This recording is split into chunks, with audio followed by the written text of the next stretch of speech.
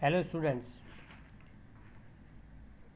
हम लेक्चर 1 में शुरुआत करेंगे जीओसी से, यानी कि जनरल ऑर्गेनिक केमिस्ट्री से।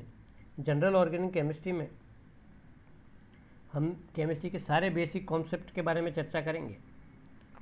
तो सबसे पहले जीओसी में हम बच्चों बात करेंगे रिएक्शन मैकेनिज़्म की। रिएक्शन मैकेनिज़्म किस तरीके से होता है, किस पे डिपेंड करता है, क्या क्या चीज़ें इस पे डिपेंड करती है, वो हम सारा देखेंगे। सबसे पहले आपने कोई भी केमिकल रिएक्शन देखी होगी तो उसमें आप मानो ए बी है, वो आपका रिएक्टेंट है, और सी उस पर अटैकिंग रिएजेंट है।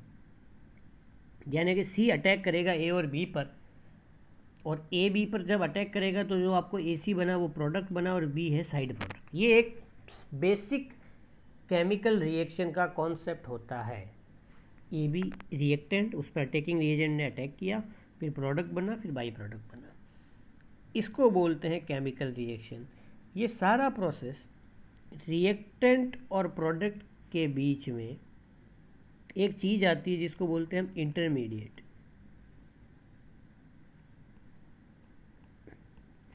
इंटरमीडिएट की क्या खास बात होती है? इंटरमीडिएट जो है वो रिएक्शन के बीच में ही बनते हैं और बीच में ही ख़त्म हो जाते हैं। क्लियर? लेकिन अगर रिएक्टेंट को प्रोडक्ट तक पहुंचना है तो इंटरमीडिएट के हेल्प से पहुंचना पड़ेगा। क्लियर? तो हम बात करते हैं इंटरमीडिएट की definition. A species formed in between the reaction to convert reactant into product, यानी कि रिएक्टेंट को प्रोडक्ट तक पहुंचने में एक स्पीसीज जो हेल्प करती है उसको बोलते हैं हम इंटरमीडिएट। क्लियर? अब आपने देखा होगा जो ए बी था वो ब्रेक हो रहा था, तो ए बी का जो ब्रेक होना, वो एक बॉन्ड बना होगा ए और बी के बीच में। तो उस बॉन्ड का जो ब्रेकिंग है यानी फिजन है वो दो तरीके से हो सकता है। पहला है बच्चों होमोलाइटिक फिजन, यानी कि होमो मीन्स सेम, यानी कि दोनों स्पीसीज का बॉन्ड जो है सिंगल तरीके से टूटे, एक इलेक्ट्रॉन ए के पास जाए, एक इलेक्ट्रॉन बी के पास जाए, तो रिजल्टेंट बनेगा A dot plus B dot. Dot का मतलब होता है बच्चों फ्री रेडिकल, यानी कि एक फ्री इलेक्ट्रॉन। फ्री रेडिकल एक पैरामैग्नेटिक स्पीसीज होती है, यानी कि जब भी होमोलाइटिक बॉन्ड ब्रेकिंग होगी फ्री रेडिकल बनेंगे। क्लियर? दूसरी होती है हेट्रोलाइटिक बॉन्ड फिजन। हेट्रोलाइटिक में डिपेंड करता है, जैसे ए और बी है, अगर सारे इलेक्ट्रॉन बी की तरफ शिफ्टेड है यानी कि इलेक्ट्रॉन नेगेटिविटी बी की ज़्यादा है, तो जब ये बॉन्ड टूटेगा तो बी नेगेटिव चार्ज रखेगा और ए क्या रखेगा? Positive charge. इसका वाइस वर्सा केस में क्या होगा? ए रखेगा आपका नेगेटिव चार्ज और बी रखेगा पॉजिटिव चार्ज। इन शॉर्ट, जब भी इलेक्ट्रॉन नेगेटिविटी का डिफरेंस होगा there is formation of ions, यानी कि होमोलाइटिक बॉन्ड ब्रेकिंग में क्या बनते हैं? Free radical. और हेट्रोलाइटिक बॉन्ड ब्रेकिंग में क्या बनते हैं? अपने आयंस। क्लियर? अब आपने एक टर्म पढ़ी थी इंटरमीडिएट। इंटरमीडिएट जो होते हैं बेसिकली दो टाइप के होते हैं, एक होते हैं इलेक्ट्रोफाइल, दूसरे होते हैं nucleophile. Electro means electron, file मतलब लविंग, कि जो स्पीसीज इलेक्ट्रॉन लविंग होगी उसको बोलेंगे इलेक्ट्रॉन, यानी कि जिसको इलेक्ट्रॉन की ज़रूरत होगी। तो पहला एग्जाम्पल आता है बच्चों इलेक्ट्रॉन को लव करने वाले, और दूसरा न्यूक्लियोफाइल जो इलेक्ट्रॉन रिच स्पीसीज होती है, जिनके पास इलेक्ट्रॉन भर भर के होते हैं, मतलब काफ़ी ज़्यादा इलेक्ट्रॉन होते हैं। क्लियर? अब हम बात करते हैं इलेक्ट्रोफाइल की कैटेगरी में कौन आएंगे, तो all positively charge species. All की जगह अगर अपन यूज़ करें बच्चों तो ज़्यादा से ज़्यादा, ऑल कहना सही नहीं रहेगा एज इट इज़, हम इसकी जगह यूज़ कर सकते हैं मोस्ट, यानी ज़्यादातर। यानी कि अगर कोई स्पीसीज है जैसे Cl प्लस, R प्लस यानी कि कार्बोकेटाइन, NO2 प्लस, ये स्पीसीज जो है इन पे साफ प्लस चार्ज दिख रहा है, तो ये किस कैटेगरी में आएंगे बच्चों? इलेक्ट्रोफाइल। क्लियर? इसी का सामने अगर न्यूक्लियोफाइल की बात करें, नेगेटिवली चार्ज स्पीसीज,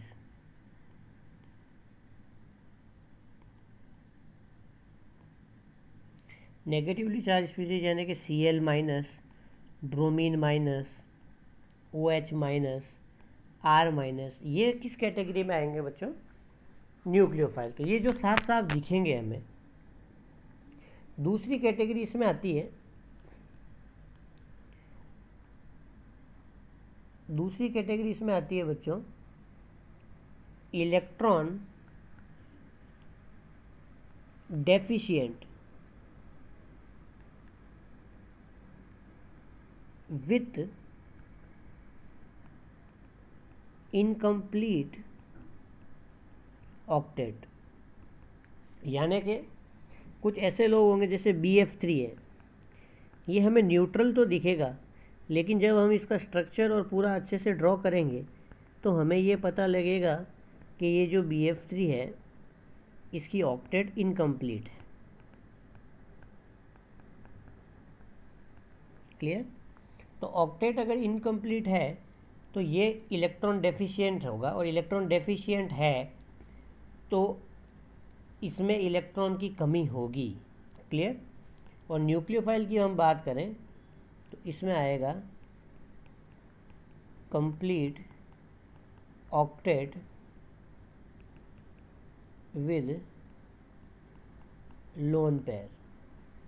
इसमें सिंपल से एग्जांपल है, जैसे हम NH3 की बात करें, ये इलेक्ट्रॉन रिच दिख रहा है, इसके पास ऑक्टेट भी इसका कंप्लीट है, ऑक्टेट भी इसका कंप्लीट है, एज वेल एज सारे बॉन्ड भी इसमें बने हुए हैं। तो ये किस कैटेगरी में आएगा बच्चों? ये आएगा आपका न्यूक्लियोफाइल में। क्लियर? एक और एग्जांपल देखते हैं हम इलेक्ट्रोफाइल का, CCl2। ये एक स्पेशल एग्जांपल है बच्चों जिसके पास लोन पेयर भी होता है, इस तरीके का होता है कार्बीन, डाइक्लोरोकार्बीन। लोन पेयर तो है इसके पास, लेकिन अगर हम ध्यान से देखें तो एक वैकेंट ऑर्बिटल भी है। तो कुल मिलाकर ये इलेक्ट्रॉन डेफिशिएंट होगा, तो ये किस कैटेगरी में आएगा? इलेक्ट्रोफाइल। क्लियर?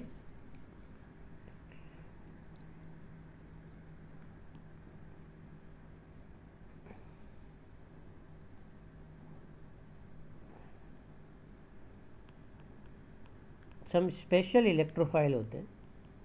स्पेशल इलेक्ट्रोफाइल देखिए,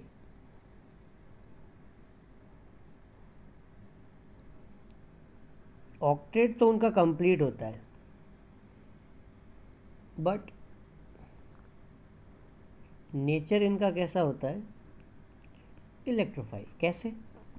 ज़रा देखें, CO2 को देखिए आप। CO2 को सिंपल आंखों से देखने पर हमें बिल्कुल भी पता नहीं लगेगा कि ये इलेक्ट्रोफाइल है या न्यूक्लियोफाइल है, पर जब हम इसको गौर से देखेंगे, ये पाई बॉन्ड जो है ऑक्सीजन की तरफ शिफ्ट है, यानी कि यहाँ पे नेगेटिव है, और यहाँ पे शिफ्ट है तो ये नेगेटिव है। तो यहाँ पर पार्शियल पॉजिटिव चार्ज जनरेट होता है। पार्शियल पॉजिटिव चार्ज जनरेट होने के लिए कारण कार्बन एक इलेक्ट्रोफिलिक सेंटर होता है, तो इस वजह से ये कार्बन जो है इलेक्ट्रोफिलिक सेंटर की जैसे काम करता है। क्लियर? इसी का एक दूसरा एग्जाम्पल है SO3 सॉरी, इसमें भी एक इलेक्ट्रोफिलिक सेंटर जनरेट हो जाता है। क्लियर? ये एक सिंपल जानकारी थी जो हमें ये बताती थी इलेक्ट्रोफाइल और न्यूक्लियोफाइल के बारे में। क्लियर? अब हम बात करते हैं ऑर्गेनिक केमिस्ट्री में जो इफ़ेक्ट्स की शुरुआत। तो सबसे पहले हम शुरुआत करते हैं बच्चों basic electronic concept of OC यानी कि ऑर्गेनिक केमिस्ट्री। तो इसमें सबसे पहला जो इफ़ेक्ट आता है उसका नाम है इंडक्टिव इफ़ेक्ट।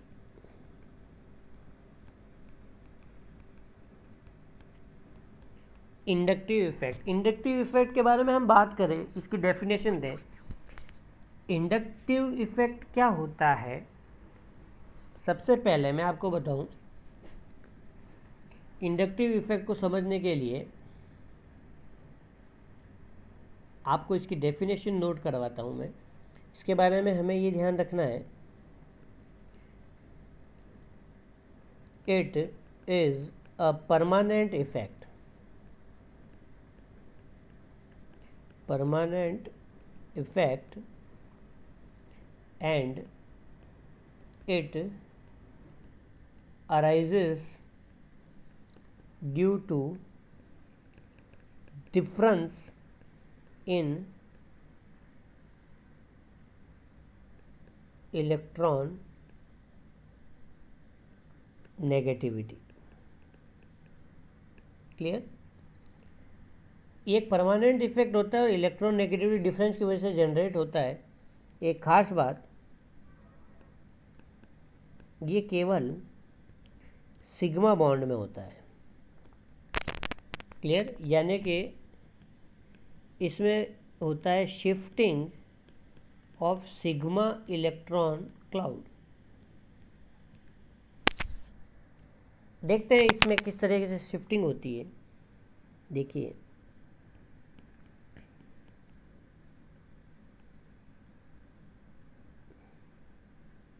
ये एक ए ग्रुप है जो कार्बन चेन से जुड़ा हुआ है। अब एक चीज़ हमें पता है कि electron negativity of A is greater than electron negativity of carbon. तो सिंपल सी बात क्या होगी कि कार्बन से इलेक्ट्रॉन कौन खींचेगा? ए। और अगर ए इलेक्ट्रॉन खींचेगा बच्चों, तो ए पर कौन सा चार्ज रहेगा? पार्शियल नेगेटिव, और यहाँ पर रहेगा पार्शियल पॉजिटिव। क्लियर? यहाँ पर भी क्या रहेगा? पार्शियल पॉजिटिव, यहाँ पर भी क्या रहेगा? पार्शियल पॉजिटिव, यहाँ पर भी क्या रहेगा? Partial positive. बट यहाँ पर इसको मैं 1 नाम दे दूँ, इसको 2 दे दूँ, इसको 3 दे दूँ, इसको 4 दे दूँ। तो जो बच्चों 1 और 2 है, 1 पर इफेक्ट लगेगा ज़्यादा और सेकंड पे इफेक्ट लगेगा कम। क्लियर? इसका मतलब ये है कि जो इंडक्टिव इफेक्ट है आपका, वो पूरी तरीके से डिस्टेंस पर डिपेंड करता है। क्लियर? एक नोट डाल के एक बात आपको याद रखनी है, इंडक्टिव इफेक्ट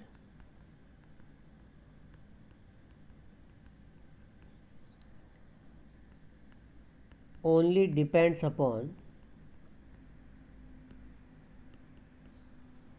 distance। क्लियर? और इसमें एक चीज़ ध्यान रखनी है, ये वैलिड होगा अप टू 4 कार्बन, मतलब ये धीरे धीरे धीरे डाइल्यूट होता जाएगा। जैसे क्लास में अगर माइक नहीं है तो टीचर की आवाज़ पहली बेंच वाले को ज़्यादा आएगी, थर्ड बेंच वालों की को कम आएगी, और लास्ट बेंच में धीरे धीरे फ्रीक्वेंसी कम होती जाएगी। क्लियर? एक सिंपल सा इफेक्ट है जो डिस्टेंस पर डिपेंड करता है। अब हम बात करते हैं ये कितने टाइप का होता है। तो हम इसमें देखते हैं इंडक्टिव इफेक्ट के 2 टाइप होते हैं। तो हम लिखेंगे इट हैज़ 2 टाइप्स। अब 2 टाइप्स को हमें समझने के लिए सबसे पहले मैं आपको बता दूं इन शॉर्ट, एक होता है -i, एक होता है +i। अब हम इसको कैसे समझेंगे? समझने के लिए बच्चों कंप्लीट समझने के लिए एक चीज़ ध्यान रखनी है हमें, इलेक्ट्रोनेगेटिविटी को ध्यान रखो। क्लियर? तो सबसे पहले हम एग्जांपल लेते हैं।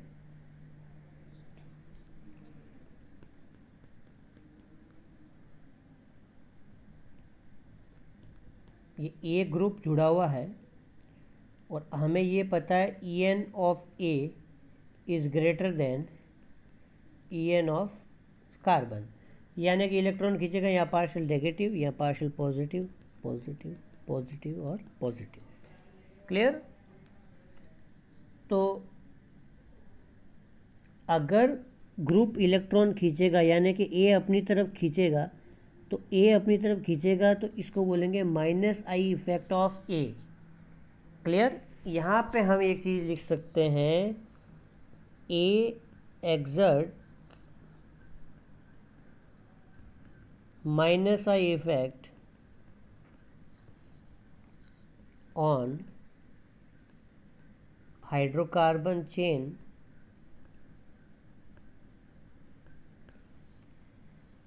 clear means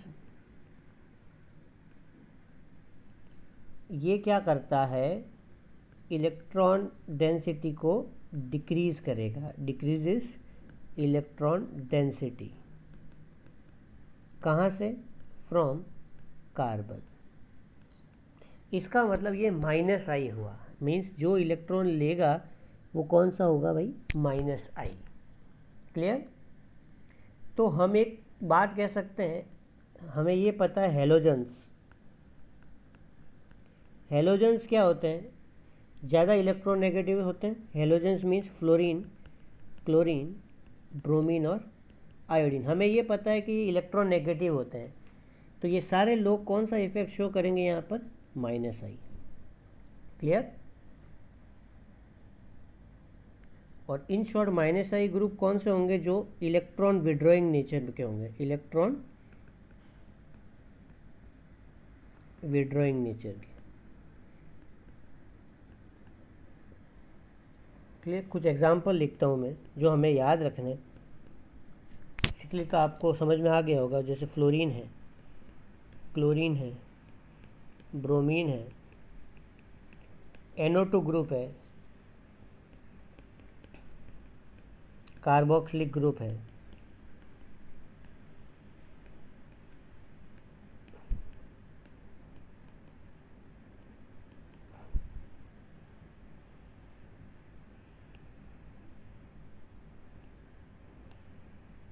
यहाँ पे आ जाएगा NH3+। ये कुछ स्पेशल लोग हैं जो माइनस आई इफेक्ट को डिफाइन करते हैं। इसके बाद हम बात करते हैं प्लस आई इफेक्ट, जिसमें माइनस आई में क्या देखा था हमने बच्चों? हमने ये देखा था कि इलेक्ट्रॉन विड्रॉइंग होते हैं, कुछ लोग इलेक्ट्रॉन विड्रॉइंग होते हैं। और हमें ये देखना है कि प्लस आई मतलब जो इलेक्ट्रॉन डोनेट करें या जो एक्स्ट्रा ग्रुप जुड़ा हुआ है, यानी कि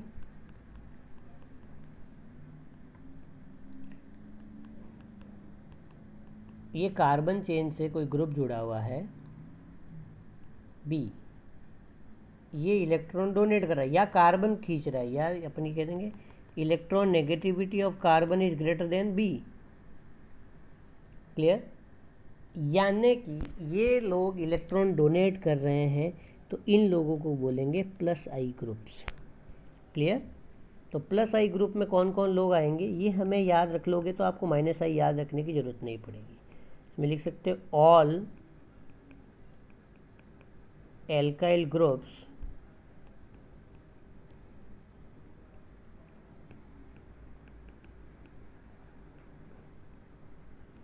single bond carbon and all anions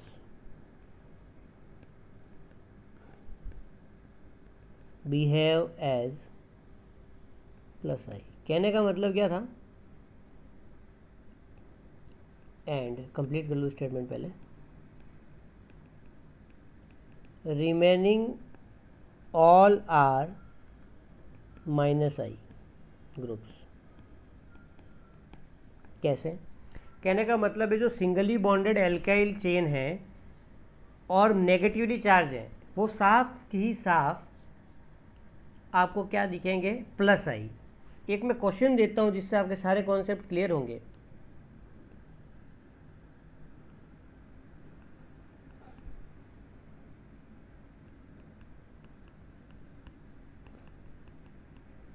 इस क्वेश्चन में हमें ये बताना है कि जो प्लस आई ग्रुप है वो कौन कौन से हैं। क्लियर? जो प्लस आई होंगे हम उनको सर्कल कर देंगे, और जो बाकी बचे हुए ग्रुप होंगे वो क्या हो जाएंगे? माइनस आई। हमें कॉन्सेप्ट क्या याद रखना है?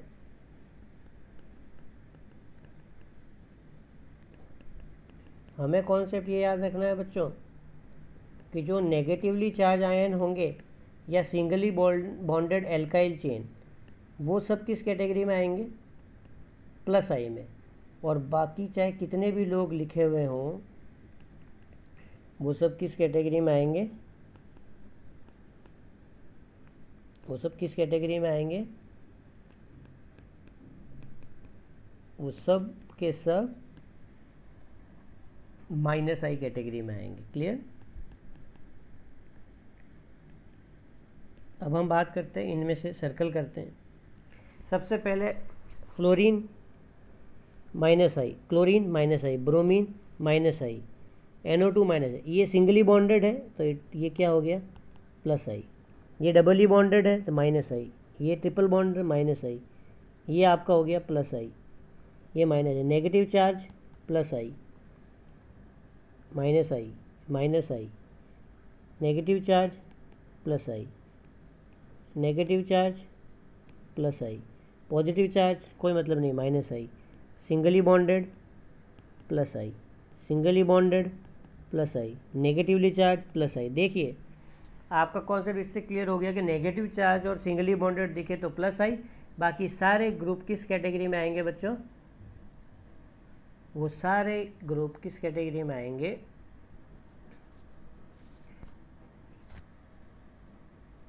माइनस आई में। क्लियर? इलेक्ट्रॉन विड्रॉइंग होंगे। ठीक है, इसमें एक खास बात आपको नोट करवाते हैं, एक जनरल ऑर्डर होता है माइनस आई और प्लस आई का। प्लस आई ऑर्डर है CH3, CD3, CT3। इसका हमें बच्चों बताना है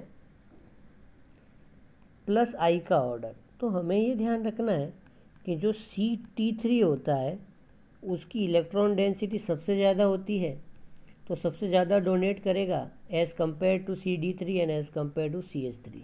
ये हमें याद रखना है प्लस आई ऑर्डर। क्लियर? इसका ये रीज़न होगा due to higher electron density. Clear? एक और बात,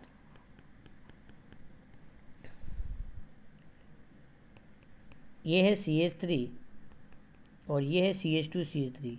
तो क्वेश्चन ये प्लस आई ऑर्डर किसका ज़्यादा होगा? जिसमें नंबर ऑफ कार्बन ज़्यादा होंगे, तो इसका जो प्लस आई ऑर्डर होगा ये होगा।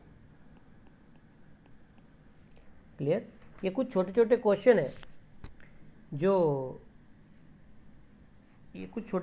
है जो बार बार आते रहते हैं। क्लियर? कुछ कॉमन बातें जो प्लस आई और माइनस आई के बारे में हमें ध्यान रखना है, वो याद रखना है हमें। जो प्लस आई ग्रुप है वो एसिडिटी को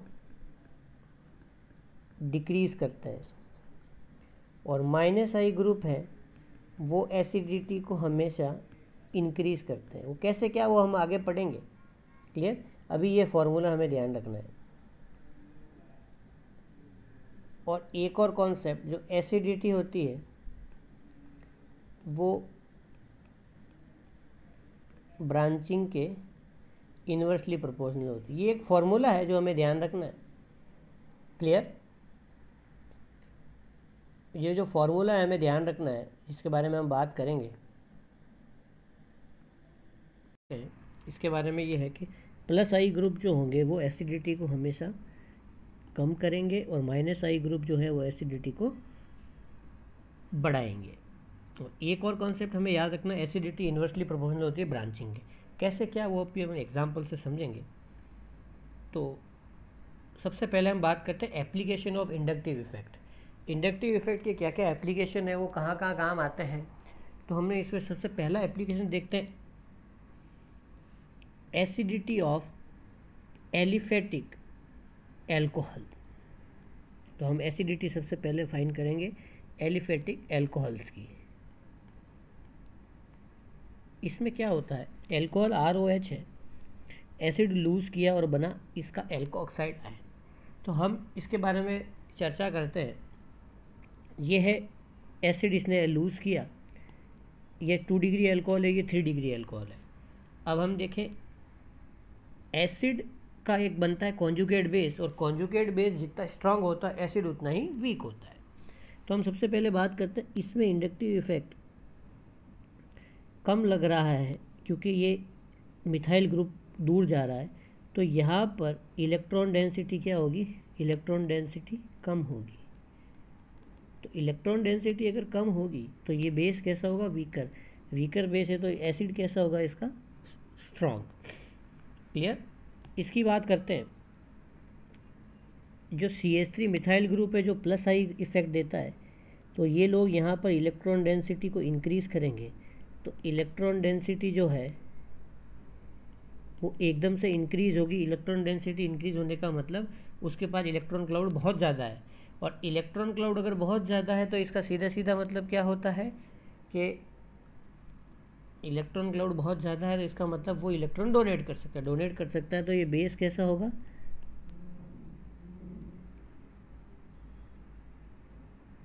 स्ट्रॉन्ग बेस। अगर ये बेस स्ट्रॉन्ग है तो इसका एसिड क्या हो जाएगा, एसिड इसका हो जाएगा वीकर एसिड। क्लियर। इससे ये बात पता लगती है कि जैसे जैसे ब्रांचिंग बढ़ेगी एसिडिटी कमज़ोर होगी। क्लियर। एल्कोहल के केस में तो हमारा जो सबसे ज़्यादा एसिडिक कौन हो जाएगा बच्चों 1, उसके बाद हो जाएगा 2, इसके बाद हो जाएगा 3। क्लियर। ब्रांचिंग वाला कॉन्सेप्ट हमने काम में लिया। तो और हमें ये ध्यान रखना है कि क्या केवल इसमें इंडक्टिव इफेक्ट ही काम करता है, नहीं, ये जो एसिडिटी का जो कॉन्सेप्ट होता है वो inductive as well as solution के दोनों के कंबाइन इफेक्ट से दिया जाता है। हम इस थ्योरी को जस्ट ही समझने के लिए यूज़ कर रहे हैं। क्लियर। आइसोमेरिक एल्कोहल अगर है तो हम इन जनरल एक ऑर्डर लिख सकते हैं कि primary is more acidic then secondary and secondary is more acidic then tertiary. एक पी के वैल्यू होती है, पी के वैल्यू हम केमिकल इक्विलिब्रियम में पढ़ के आए हैं, आयनिक इक्विलिब्रियम में। तो P K is inversely proportional to acidity. इसका मतलब अगर एसिडिटी हमने ऑर्डर निकाला है तो पी के उसका रिवर्स हो जाएगा। अब हम देखेंगे कि इन दोनों का एसिडिटी कंपैरिजन। इसमें आप देखेंगे कि NO2 ग्रुप जुड़ा हुआ है। NO2 ग्रुप कैसा है -I, और यहाँ पर मिथाइल ग्रुप जुड़ा हुआ है, तो -I एसिडिटी को क्या करेंगे इंक्रीज। तो आंसर क्या होगा acidity 1 is more acidic then 2। और pKa ऑर्डर की बात करें तो वो क्या हो जाएगा 2 is more greater than 1। Clear. Next example लेते हैं। इंडक्टिव के बारे में हमने एक इंपॉर्टेंट बात पढ़ी थी कि इंडक्टिव इफेक्ट जो होता है वो डिस्टेंस पे डिपेंड करता है। यहाँ पे गौर करिए, ये भी NO2, ये भी NO2, ये भी NO2, लेकिन ये OH के बिल्कुल पास में है, ये सेकंड पोजीशन पे है, ये थर्ड पोजीशन पे है, और ये बच्चों फोर्थ पोजीशन पे है। तो सबसे ज़्यादा इफेक्ट कौन लगाएगा सेकंड वाला। तो इसका जो एसिडिटी ऑर्डर हो जाएगा बच्चों वो हो जाएगा A greater than B greater than C, क्योंकि ये इंडक्टिव इफेक्ट किस पे डिपेंड करता है डिस्टेंस पे। क्लियर। नेक्स्ट क्वेश्चन में हम देखेंगे बच्चों के जो कंपाउंड जुड़ा हुआ है वो एक ही जगह पर जुड़ा हुआ है लेकिन डिफरेंट है। हमें पता है बच्चों फ्लोरीन का इंडक्टिव इफेक्ट सबसे ज़्यादा होता है, उसके बाद क्लोरीन आता है, उसके बाद ब्रोमीन आता है, उसके बाद आयोडीन आता है। अब कहने का मतलब ये है कि इलेक्ट्रोनेगेटिविटी फ्लोरीन की सबसे ज़्यादा है तो वो खींचेगा तो एसिडिटी को वो इंक्रीज करेगा। तो एसिडिटी ऑर्डर सिंपली क्या हो जाएगा 1, 2, 3 एंड 4। और pKa इनका क्या हो जाएगा बिल्कुल वाइस वर्सा। क्लियर। एसिडिटी कौन बढ़ाएंगे, जो -I ग्रुप होंगे वो एसिडिटी को बढ़ाएंगे। इसका सेकेंड एप्लीकेशन की बात करते हैं। सेकेंड एप्लीकेशन है acidity of carboxylic acid. Acidity of carboxylic acid, carboxylic acid की एसिडिटी जो है वो I पे कैसे डिफेक्ट करती है। सेम कॉन्सेप्ट होगा, इलेक्ट्रॉन विड्रॉइंग ग्रुप, यानी कि कौन हो गया बच्चों -I। -I group increases acidity of carboxylic acid, और +I ग्रुप या इलेक्ट्रॉन रिलीजिंग ग्रुप एसिडिटी को क्या करेंगे डिक्रीज करेंगे। क्लियर। हमें बस ये पता लगाना है विड्रॉइंग कौन है और डोनेटिंग कौन है। CH3 इसका नेचर कैसा होता है बच्चों, इसका नेचर होता है +I, H न्यूट्रल हो गया। CF3 का नेचर कैसा होता है विड्रॉइंग, तो CF3 इलेक्ट्रॉन विड्रॉइंग है और CH3 इलेक्ट्रॉन डोनेटिंग। तो जो डोनेट करेगा वो एसिडिटी कम करेगा, वो विड्रॉ करेगा जो एसिडिटी को बढ़ाएगा। तो अगर मैं इसको ABC नाम दूं तो इतना श्योरिटी है कि C की एसिडिटी सबसे ज़्यादा और A की एसिडिटी सबसे कम, और जो B होगा वो बीच में आ जाएगा इन दोनों के। क्लियर। नेक्स्ट क्वेश्चन लेते हैं। इसमें एक एसिटिक एसिड है, एक में क्लोरीन अटैच्ड है, एक में फ्लोरीन अटैच्ड है, एक में ब्रोमीन अटैच्ड है, एक में आयोडीन अटैच्ड है। एक चीज़ की तो गारंटी है कि ये चारों लोग जो हैं वो किससे ज़्यादा एसिडिक होंगे एसिटिक एसिड से। तो सबसे कमज़ोर एसिड कौन हुआ बच्चों आपका 1,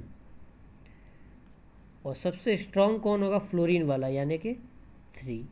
फ्लोरीन के बाद कौन आएगा क्लोरीन, क्लोरीन के बाद कौन आएगा ब्रोमीन, ब्रोमीन के बाद कौन आएगा आयोडीन। क्लियर। ये इसका एसिडिटी ऑर्डर हो गया। Same concept. एक कॉन्सेप्ट देखते हैं, CF3 CCl3 CBr3 तीनों विड्रॉइंग है, तो विड्रॉएंगे तो फ्लोरीन सबसे पावरफुल विड्रॉयर, तो सबसे पावरफुल विड्रॉयर तो एसिडिटी ऑर्डर क्या हो जाएगा, ए, बी और सी। सेम कॉन्सेप्ट है। नेक्स्ट एग्जांपल में देखें, नेक्स्ट एग्जांपल में प्रोपेनोइक एसिड है, 2 फ्लोरोप्रोपेनोइक एसिड एंड 3 फ्लोरोप्रोपेनोइक एसिड। ये और ये दोनों फ्लोरीन है, लेकिन ये फ्लोरीन COH के ज़्यादा पास में है, तो सबसे ज़्यादा इफेक्टिव -I ये लगा रहा होगा, तो सबसे ज़्यादा एसिडिक कौन हो जाएगा बच्चों, वो हो जाएगा 2, उसके बाद 3, उसके बाद क्या हो जाएगा 1। क्लियर। एक एसिडिटी का एक कॉन्सेप्ट है, एक ये हमें ध्यान रखना है, फॉर्मिक एसिड और बेंजोइक एसिड में, ये डेटाबेस क्वेश्चन है, इसका पीके कम होता है फॉर्मिक एसिड का as compare to benzoic acid. तो formic acid is more acid than benzoic acid. इसके बारे में डिटेल अपन कार्बोक्सिलिक एसिड वाले चैप्टर में पढ़ेंगे। क्लियर। एक और एप्लीकेशन आता है इंडक्टिव का, basicity of amine. Basicity of amine है वो हम सिर्फ किस फेज़ में मेजर कर रहे हैं बच्चों, गैसियस फेज़ में। गैसियस फेज़ में मेजर कर रहे हैं, तो गैसियस फेज़ में देखेंगे हम आर यानी कि ग्रुप, ये इलेक्ट्रॉन डोनेट कर रहे हैं, तो यहाँ पे इलेक्ट्रॉन डेंसिटी बढ़ा रहे हैं, यहाँ पे दोनों जने मिलके बढ़ा रहे हैं, यहाँ अकेला बढ़ा रहा है, यहाँ सिर्फ ये लोन पेयर है। तो जितना ज़्यादा इलेक्ट्रॉन क्लाउड होगा उतना ज़्यादा जो कंपाउंड है वो बेसिक होगा, क्योंकि वो जितना आसानी से डोनेट कर सकता है। तो सिंपली ये ऑर्डर होगा 3 डिग्री, 2 डिग्री, 1 डिग्री। लेकिन बच्चों हमेशा याद रखना है कि ये ऑर्डर केवल गैसियस स्टेट में होगा। बाकी अगर दूसरा फेज़ है तो उसमें सॉल्वेशन और बहुत भी कई तरीके के फैक्टर्स काम में आते हैं। क्लियर। हमने इसके एप्लीकेशन पढ़े, बेसिकली जो मेन एप्लीकेशन है वो पढ़े, इसके बारे में एग्जाम्पल भी हम और चर्चा करेंगे, लेकिन कब, जब हम 2-3 कॉन्सेप्ट मिक्स पढ़ लेंगे तब हम दोनों को अप्लाई करेंगे। क्लियर। इंडक्टिव इफेक्ट किस पर डिपेंड करता है, डिस्टेंस पे। क्लियर। इसके बाद एक छोटा सा कॉन्सेप्ट आता है इलेक्ट्रोमेरिक इफेक्ट। इलेक्ट्रोमेरिक इफेक्ट आप 11th में पढ़ के आए होंगे।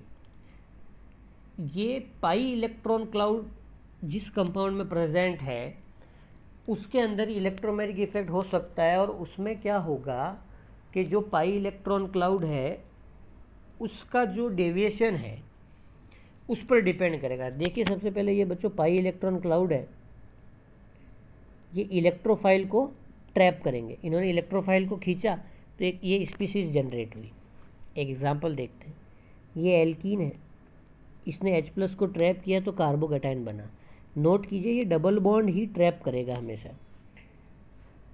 इसका एक बेटर एग्जांपल है जो अपन एल्डिहाइड चैप्टर में पढ़ेंगे, न्यूक्लियोफिलिक एडिशन। सबसे पहले देखिए C+O। C+O यानी कि कार्बोनाइल ग्रुप।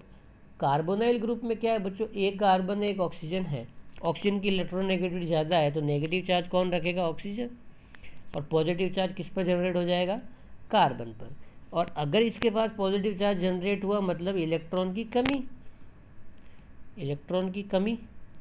और अगर इलेक्ट्रॉन की कमी है तो ये न्यूक्लियोफाइल जिसके पास भर भर के इलेक्ट्रॉन है वो किसके पास जाके जाएगा, कार्बन के पास, इसकी हेल्प करेगा और ये सीधे जाके यहाँ गया।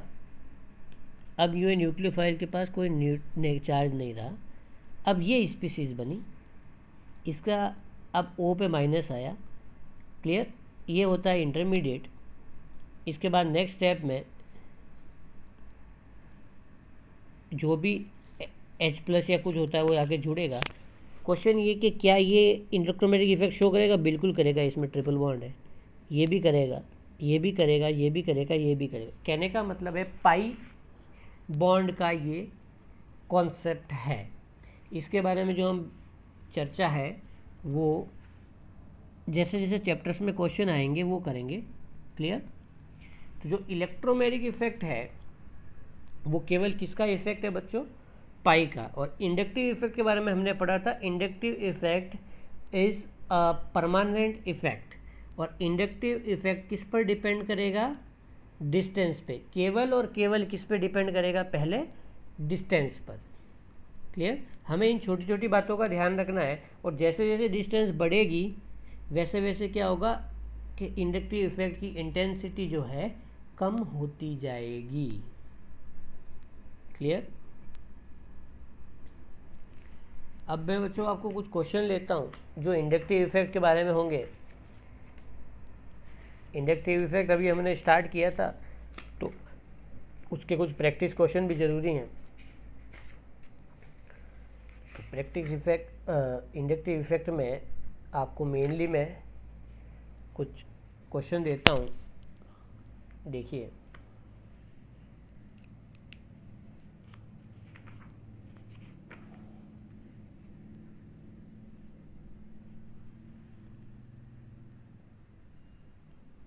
इंडक्टिव इफेक्ट के बारे में एक इम्पॉर्टेंट चीज़ बता देते हैं वापस। एक प्लस आई सीरीज़ जो है उसका ऑर्डर लिख लेते हैं जनरल।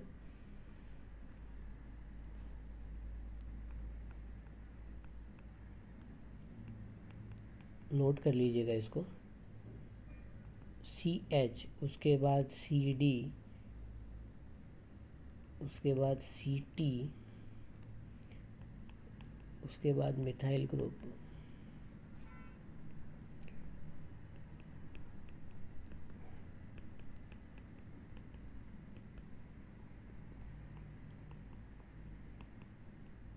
आप चाहें तो इसको याद कर सकते हैं, लेकिन इन जनरल ऑर्डर कभी पूछा नहीं जाता है।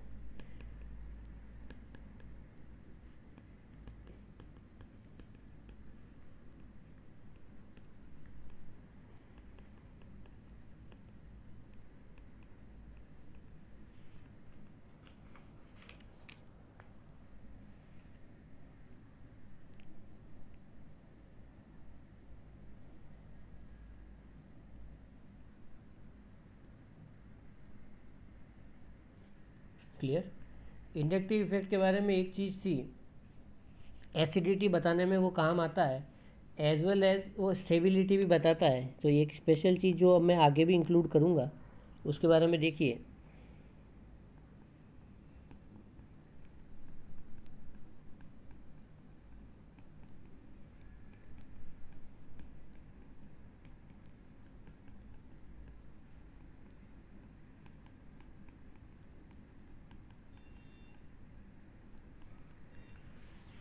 तो प्लस यानी कि इलेक्ट्रॉन की कमी, CH3 यानी कि इलेक्ट्रॉन डोनर। प्लस चार्ज को इलेक्ट्रॉन मिलेंगे तो प्लस चार्ज स्टेबल होगा। तो जैसे जैसे आई ग्रुप बढ़ेंगे, इसका मतलब जो प्लस आई ग्रुप है वो कार्बोकैटायन को स्टेबल करते हैं, ये बात याद रखना। प्लस आई ग्रुप कार्बोकैटायन को स्टेबल करते हैं। क्लियर। तो यहाँ पे स्टेबिलिटी ऑर्डर क्या हो जाएगा, ये। क्लियर। इसका कॉन्सेप्ट हम अभी और भी समझेंगे। जैसे प्लस आई कार्बोकैटायन को स्टेबल करते हैं तो माइनस आई वाइस वर्सा। क्लियर। माइनस आई जो होंगे वो कार्बोकैटायन को अनस्टेबल करेंगे। Clear. Minus I decreases stability of C plus. For example,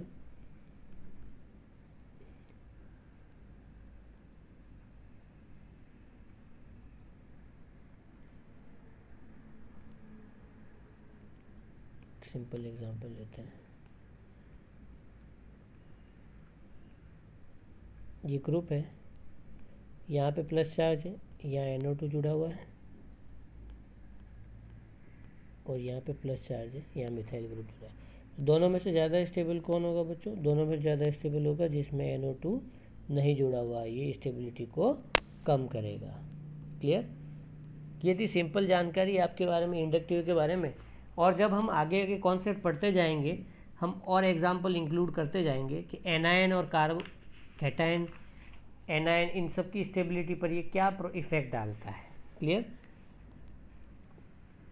तो कार्बोकैटायन की स्टेबिलिटी को ये बढ़ाते हैं। क्लियर।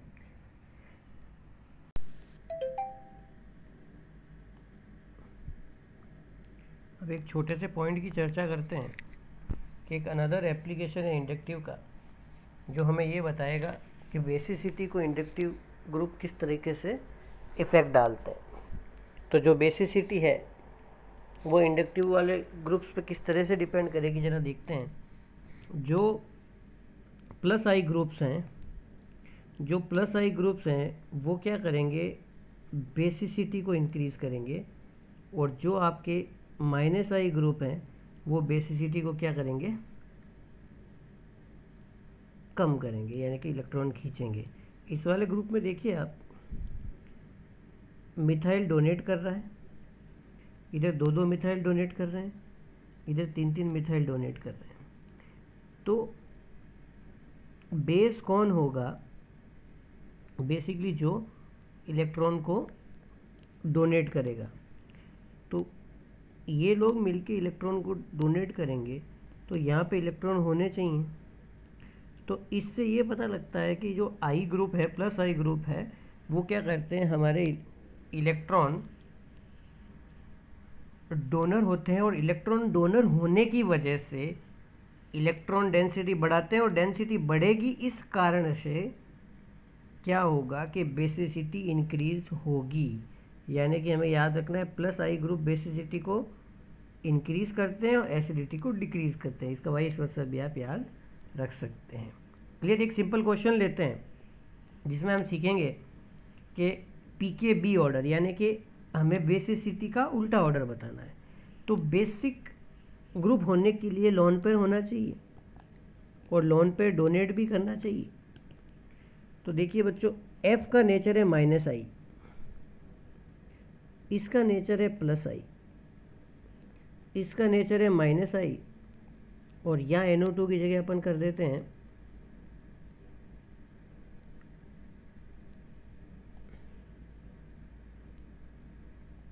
Cl कर देते हैं। तो अब हम देखेंगे कि इनमें से सबसे ज़्यादा बेसिक कौन है। तो बच्चों, ज़्यादा बेसिक होने के लिए होना चाहिए प्लस आई ग्रुप। प्लस आई ग्रुप जो होगा वो ज़्यादा बेसिसिटी करेगा। तो प्लस आई एक ही है अपने पास, इसको अपन नंबरिंग दे दें। तो जो सेकंड वाला ग्रुप है वो क्या होगा आपका, जो सेकंड वाला ग्रुप है वो आपका इलेक्ट्रॉन डोनर है। तो वो इलेक्ट्रॉन यहाँ पे लोन पेयर बढ़ाएगा और लोन पेयर आसानी से डोनेट कर देगा। तो सबसे ज़्यादा बेसिसिटी ऑर्डर लिख रहा हूँ मैं। तो बेसिसिटी जो है सबसे ज़्यादा किसी होगी 2 की।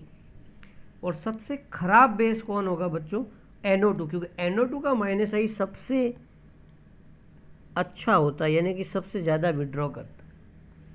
उसके बाद कौन आएगा, फ्लोरीन और क्लोरीन में से। फ्लोरीन और क्लोरीन में से बच्चों कौन आएगा, इसमें आएगा पहले, सॉरी ख़राब की बात कर रहे थे अपन, तो पहले आएगा इसमें फ्लोरीन, उसके बाद आएगा क्लोरीन वाला, अरे वापस से गलत लिख दिया ना। इसमें आप फ्लोरीन वाला ग्रुप जो है वो कौन सा है, नंबर 1, उसके बाद आएगा नंबर 1, उसके बाद आएगा बच्चों नंबर 4, और नंबर 5 आपका न्यूट्रल है। नंबर 5 जो होगा आपका न्यूट्रल होगा। इन शॉर्ट, जो सबसे अच्छा बेस है, एक बार इसका ऑर्डर को वापस देखते हैं। बेसिसिटी ऑर्डर, सबसे अच्छा बेस जो होगा वो होगा आपका 2। क्लियर, क्योंकि ये डोनेट कर रहा है। उसके बाद F भी नेगेटिव खींच रहा है, NO2 भी खींच रहा है, और क्लोरीन भी खींच रहा है, ये न्यूट्रल है। तो उसके बाद आना चाहिए बच्चों आपका 5। क्लियर, 2 जो होगा सबसे अच्छा बेस होगा। अब हम आगे बढ़ेंगे फ्लोरीन क्लोरीन में से और NO2 में से। तो NO2 सबसे खराब, तो इसके बाद आएगा आपका बच्चों क्लोरीन, इसके बाद आएगा आपका फ्लोरीन, और सबसे खराब बेस आएगा आपका NO2 वाला, यानी कि नंबर 3। कहने का मतलब ये है कि माइनस आई ग्रुप जो है वो बेसिसिटी को क्या करेंगे, डिक्रीज करेंगे। तो हमें आइडेंटिफाई करना है माइनस आई ग्रुप कौन सा है, और माइनस आई ग्रुप इसकी बेसिसिटी को डिक्रीज करेगा। क्लियर, ये तो हुआ बच्चों इसका बेसिसिटी ऑर्डर। हमें ऑर्डर पूछा गया है PKB का, तो वो इसका वाइस वर्सा हो जाएगा। क्लियर, नेक्स्ट ग्रुप है PKA ऑर्डर निकालना है, जो हमने पढ़ा है उसी का रिवीजन कर रहे हैं। PK है मतलब एसिडिटी निकाल देते हैं। तो एसिडिटी कौन बढ़ाते हैं बच्चों, माइनस आई ग्रुप इंक्रीजेस एसिडिटी।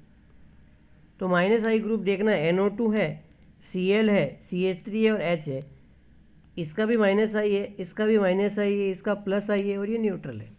तो बच्चों एक चीज़ तो क्लियर है, माइनस आई वाले एसिडिटी ज़्यादा होंगे। NO2 का माइनस आई सबसे ज़्यादा होता है। तो सबसे पहले आपका आ जाएगा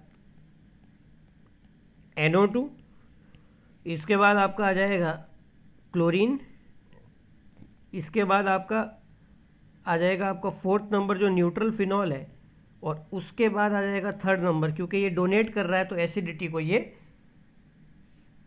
कम कर रहा होगा। ये ऑर्डर हुआ बच्चों एसिडिटी का, और एसिडिटी और पी के इनवर्स रिलेशन होता है। तो फाइनल आंसर क्या होगा इसका? फाइनल आंसर आपका हो जाएगा 3, 4, 2 और 1। ये है पी के ए ऑर्डर। हमें क्वेश्चन करते हुए ध्यान रखना है क्वेश्चन ने पूछा क्या है। जो उसमें अगर एसिडिटी आप निकाल लोगे तो कई बार एसिडिटी वाला ही ऑप्शन मार्क कर देते हैं और वो ऑप्शन पहला दिया होता है। तो हमें क्वेश्चन को बहुत ध्यान से पढ़ना है और फिर उसको सॉल्व करना है। क्लियर? एक और क्वेश्चन लेते हैं जिससे हम बेसिसिटी निकालना सीख रहे हैं। अब इसमें बेसिसिटी निकालना सीख रहे हैं तो एक चीज़ तो क्लियर है कि NH2 के लोन पेयर जो हैं, इनको जो इलेक्ट्रॉन देंगे वो बेसिसिटी बढ़ाएंगे, और जो इनसे खींचेंगे वो बेसिसिटी को कम करेंगे। तो हम पहले आइडेंटिफाई कर लेते हैं बच्चों खींचने वाला लो कौन है। ये है खींचने वाला माइनस आई, खतरनाक वाला, ये प्लस आई, ये अच्छा वाला प्लस आई, ये भी प्लस आई, प्लस आई और माइनस आई। तो हमने बच्चों दो खराब लोगों का पता लगा लिया कि जो बेसिसिटी को कमज़ोर करेंगे। तो कमज़ोर कौन कौन कर रहा है? एक तो 1 और 6। तो डोनेट कौन कर रहा है? डोनेट कर रहे हो बच्चों सेकंड, थर्ड, फोर्थ और फिफ्थ। अब फिफ्थ में देखिए CT3 है जिसका प्लस आई सबसे ज़्यादा होता है। तो प्लस आई अगर ज़्यादा होगा तो वो डोनेट करेगा, और डोनेट करेगा तो बहुत अच्छे से डोनेट करेगा। तो डोनेट करेगा तो लोन पेयर का डेंसिटी बढ़ेगा, यहाँ पर डेंसिटी बढ़ेगा, तो ये अच्छा बेस होगा। तो सबसे अच्छा बेस हो जाएगा बच्चों 5। कौन हो जाएगा? 5। और सबसे ख़राब बेस ये NO2 डोनेट करना अगर चाहेगा भी तो ये NF3 से खींच लेगा। तो बच्चों सबसे ख़राब होगा आपका 1। क्लियर? सबसे अच्छा कौन हुआ आपका 5 और सबसे ख़राब कौन हुआ बच्चों 1। क्लियर? बाकी फिर इसका ऑर्डर है, सबसे अच्छा बेस होगा आपका 5th, इसके बाद आ जाएगा 3rd क्योंकि यहाँ पे 3 ग्रुप जुड़े हुए हैं, इसके बाद आ जाएगा बच्चों 4th, उसके बाद आ जाएगा 2nd, फिर 6th और फिर 1। क्लियर? इससे आपको पता लगता है कि माइनस आई ग्रुप जो है वो बेसिसिटी को कम करते हैं। क्लियर? एक सिंपल सा सवाल लेते हैं।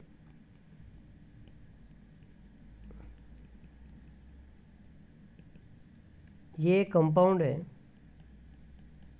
और ये एक दूसरा कंपाउंड है, इनमें बेसिसिटी बतानी है। ऑब्वियस सी बात है ये लोग इसको डोनेट कर रहे हैं तो यहाँ इलेक्ट्रॉन क्लाउड ज़्यादा, और अगर बच्चों इलेक्ट्रॉन क्लाउड यहाँ पे ज़्यादा होगा तो डोनेट करेगा, और यहाँ के इलेक्ट्रॉन क्लाउड को NO2 खींचेगा। तो हम सिंपली क्या कह सकते हैं, CH3 CH2 NH2 is more basic than 2 nitro ethanamine. Clear? इसका IUPAC भी लिखते हुए चलते हैं। इसका IUPAC नेम हो जाएगा 1,2,2 नाइट्रो इथेनामीन। क्लियर? बच्चों हमें ये ध्यान रखना है ऑर्गेनिक केमिस्ट्री पढ़ने के लिए, चाहे ऑर्गेनिक केमिस्ट्री कोई भी पढ़ाए, हमें सिर्फ ये ध्यान रखना है जो सर पढ़ा रहे हैं उनको ध्यान से सुने और उनकी चीज़ों को इम्प्लीमेंट करें। कभी भी ये नहीं होता कि ये ज़्यादा समझ में आ रहा है, ये कम समझ में आ रहा है। सारी चीज़ें आप कितना फेथ रखते हो सिस्टम पे। तो हमें ये ध्यान रखना है बच्चों कि जो सर कह रहे हैं उसको ब्लाइंडली फॉलो करें और उनकी बातों को इम्प्लीमेंट करें। क्लियर? और हमें ये ध्यान रखना है कि जो हमारा जो सिस्टम है वो बच्चों के लिए डेडिकेटेड है। आपको किसी भी तरह का डाउट और किसी भी तरह का है तो आप बिल्कुल कांटेक्ट कर सकते हैं। क्लियर। तो ये इंडक्टिव इफेक्ट के बारे में था। इसका ब्रीफ मैं आपको वापस से दे देता हूँ। इंडक्टिव इफेक्ट के बारे में हमने चर्चा करी, तो सबसे पहले आप सुनिएगा ध्यान से। जो एक शॉर्ट रिवीजन ले लेते हैं अपन इंडक्टिव इफेक्ट का।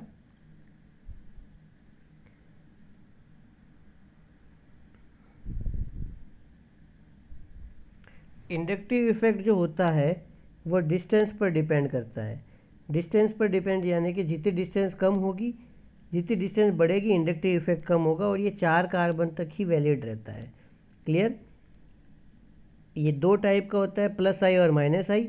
माइनस आई इलेक्ट्रॉन खींचेगा और प्लस आई इलेक्ट्रॉन बढ़ाएगा। क्लियर। इलेक्ट्रॉन जो देगा वो क्या हो जाएगा आपका प्लस आई, और जो इलेक्ट्रॉन खींचेगा वो क्या हो जाएगा माइनस आई। और जो प्लस आई के बारे में मैंने एक बात बताई थी आपको, जो सिंगली बॉन्डेड एल्काइल ग्रुप है वो सारे किस में आएंगे, प्लस आई में। और नेगेटिवली चार्ज कंपाउंड, जो नेगेटिवली चार्ज है वो किस में आएंगे, प्लस आई में। और बाकी सारे लोग किस में आएंगे, माइनस आई में। जिसकी इलेक्ट्रॉन नेगेटिविटी ज़्यादा उसका माइनस आई इफेक्ट ज़्यादा, यानी कि उसकी इलेक्ट्रॉन खींचने की टेंडेंसी ज़्यादा। क्लियर। फिर हमने इसके कुछ एप्लीकेशन पढ़े थे। एप्लीकेशन में सबसे जो पहला एप्लीकेशन आया था वो आया था एसिडिटी बताना, किसकी, एल्कोहल की।